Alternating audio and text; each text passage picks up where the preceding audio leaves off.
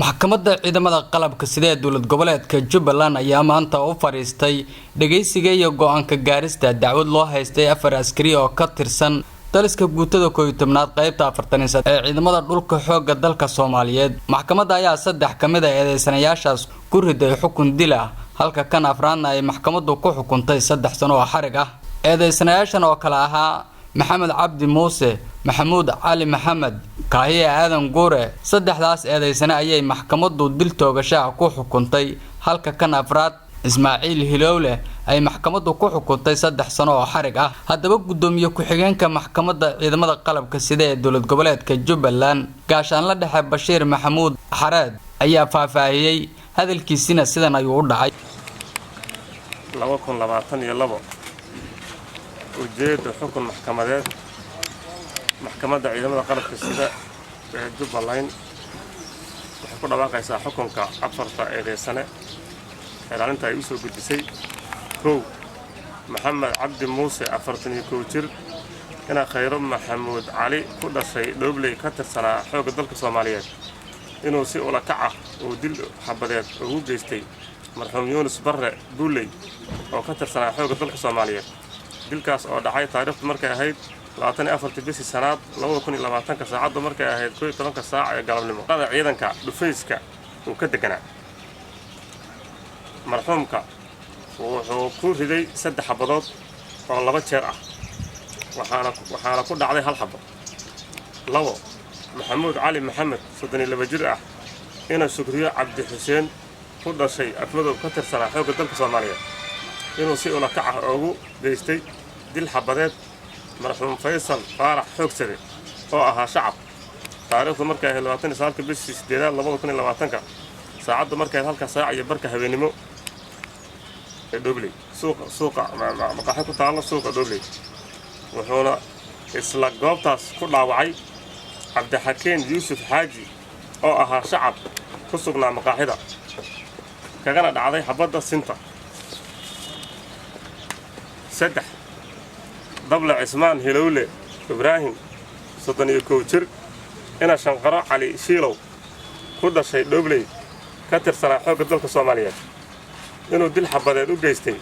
marxuum Dable Cabdullaahi Cabdi Maxamed oo ka tirsanaa xoogga dalka Soomaaliyeed falkaas oo dhacay taariikhdu markay 8 bishii 8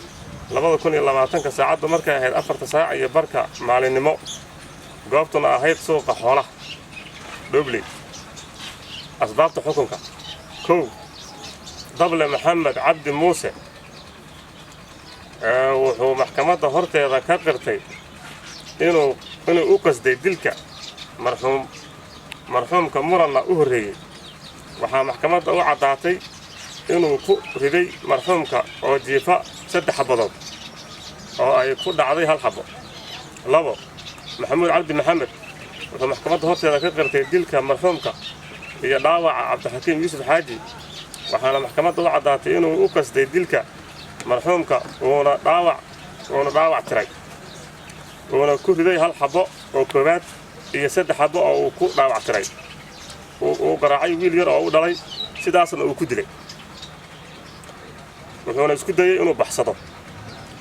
wuxuuna dagaal kala hor yimid saraakiishii soo qabanaysay kuna dhaawacay maxkamaddu markay aragtay aayadda 178 suuratul baqara iyo qodobka 434 xeerka ciqaabta Soomaaliyeed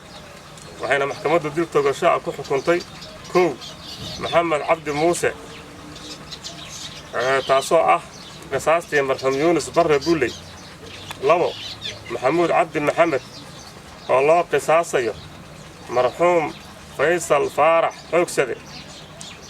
iyo in la xaqsimo dhaawacii uu u geystay Cabdixakiin Yuusuf Xaaji oo ahaa shacab eedeysanaha saddexaad Dable Cismaan Hilowle Ibraahim wuxuu ku dooday in xabaddu ay ka fakatay qorigana uu ku watay tunka maxkamaddu markay u cadaatay in goobta uu dilku ka dhacay ahayd suuqa xoolaha markay heshay 3 markhaati oo ku dhaartay kitaabka Quraanka Kariimka ah markay aragtay qodobka 441 xeerka ciqaabta Soomaaliyeed qaxay qoriga maxkamaddu waxay ku xukuntay magta marxuumka cabdulaahi cabdi maxamed in lagu leeyahay cismaan hilowle ibraahim iyo xabsi 3 sano ah. eedaysanaha afraad kaahiya aadan guure oo ka tirsanaa xoogga dalka Soomaaliyeed oo ah baxsad waxay maxkamaddu ku xukuntay